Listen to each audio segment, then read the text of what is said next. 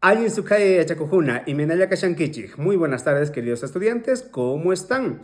Kaikutepeca Kaiman Suticharizaj. En esta oportunidad voy a aclarar esta duda. Y la duda es, ¿cómo es que realmente se dice oreja en el idioma quechua?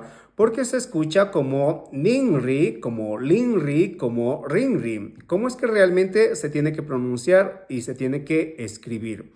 Bueno, primero partamos por la pronunciación. Hemos dicho que hay varias comunidades y cada comunidad probablemente lo van a pronunciar de una manera diferente, que ahí no habría ningún problema. Donde sí va a haber problema es en la escritura, y la normalizada nos exige a que escribamos con la N, NINRI.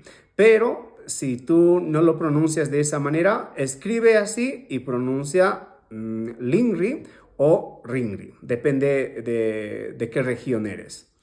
Kayata suticharita monasharkani. Bueno, quería aclarar únicamente esto. Ajina kaspaka yachakujuna askamayakachun. Tapuikajtenka chaipik halkarimui. Y si hay preguntas, déjalo ahí en los comentarios. Tinkunakama.